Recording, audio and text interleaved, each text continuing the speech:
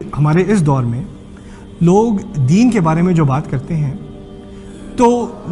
لوگوں کو جو ہمارے بچوں کے سوال ہیں، ینگ جنریشن کے سوال ہیں، لوگوں کے ورکنگ پروفیشنلز کے سوال ہیں، اصل میں یہ صورتحال سمجھنے کی ضرورت ہے کہ ان لوگوں کو دین کی تعلیم ٹھیک سے دی نہیں گئی، اور ان کی غلطی نہیں ہے،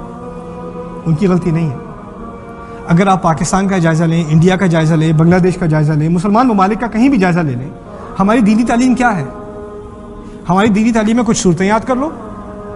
یہ سیرت کے جو 2-3 جو مارکے ہیں، غزوے ہیں، ان کے قصے یاد کر لو، یہ 10ویں جماعت میں امتحان پاس کر لو، بس وہ پاس کرنے کی دیر ہے، پھر اس سے کیا تعلق ہے تمہارا؟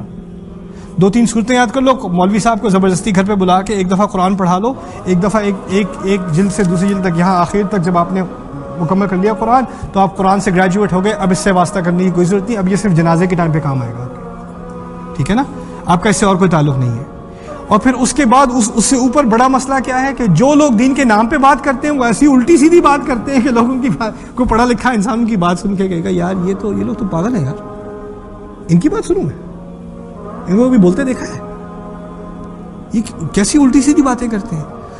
اصل میں ہوا یہ ہے کہ جو پڑھا لکھا طبقہ ہے نا ہماری سوسائٹی کا، ان کے دماغ میں اب یہ بات بیٹھ چکی ہے کہ جو لوگ دین کی بات کرتے ہیں وہ عقل کی بات نہیں کرتے، وہ عقل کی بات نہیں کرتے، اور کافی حد تک ان کی یہ تنقید صحیح ہے۔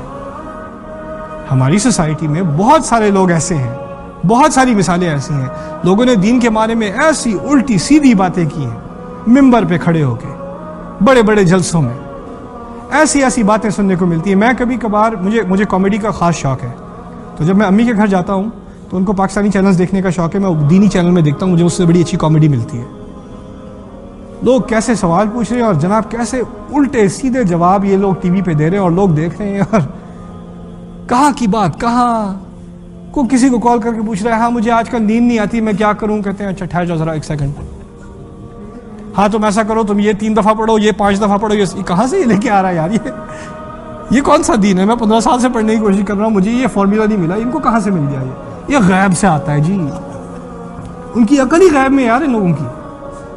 اور جب ان لوگوں کو آپ دیکھو گے بار بار تو کسی بھی عقل مند انسان کی دماغ میں آئے گا میرا اس دین سے کیا تعلق یار، ان لوگوں سے میں کیا کروں، اس سے میرا کوئی واسطہ نہیں ہے،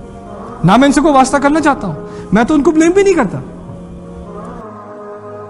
میرا ایکسپوجر صرف ان لوگوں سے ہوتا تو میرا دین سے کوئی تعلق نہ ہوتا، کوئی بھی تعلق نہ ہوتا۔ میں تو بڑا فارچونیٹ ہوں، جب میں کالج میں تھا میں بالکل دین سے میرا بالکل کوئی واسطہ نہیں تھا، جب میں کالج میں تھا مجھے کچھ ایسے لڑکوں سے ملاقات ہوئی، کچھ ایسے دوستوں سے ملاقات ہوئی جو مجھ سے کہیں زیادہ ذہین تھے اور مجھ سے کہیں زیادہ دیندار تھے، اور جب وہ اپنے دین کی طرف آئے تھے تو عقلی طور پر آئے تھے، ان کے لیے صرف دین ایک روحانی شے نہیں تھی، ایک عقلی چیز تھی، روحانیت اور عقلیت دونوں ایک ساتھ تھی۔ اور جب میں نے اس چیز کو دیکھا، میں نے کبھی دیکھا نہیں تھا، میں نے تو سوچا نہیں تھا کبھی عقل مند لوگ بھی دیندار ہوتے ہیں، سوچنے سمجھنے والے بھی دیندار ہوتے ہیں، یہ لوگ یہ تو اس کے تو 4.0 GPA، top of his class, masters degree, اتنی اچھی تعلیم، اتنا اچھا کریئر، اور یہ بھی 5 وقت کی نماز پڑھتا ہے، یہ کیوں نماز پڑھتا ہے؟ میرے دماغ میں سوال یار یہ تم نماز کیوں پڑھتے ہو؟ تم تو پڑھے لکھے ہو، اور آپ لوگ میں سے بھی کچھ جاتے ہیں یہاں امریکہ میں رہنے، آپ پاکستان جاتے ہیں، آپ کے کزن آپ سے کیا پوچھتے ہیں یار تم نماز پڑھ رہے ہو، تم تو امریکہ سے آئے ہو، تم کیا نماز پڑھ رہے ہو؟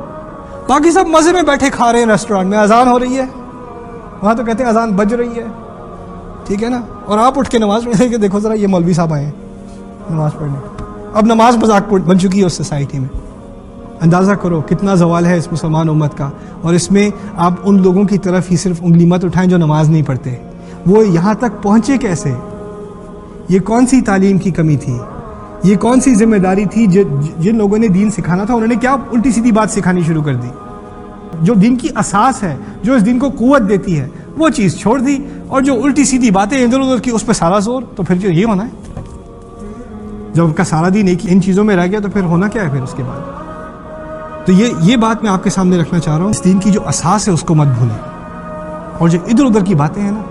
ان کو ادھر ادھر کی باتیں ہی رہنے دیں،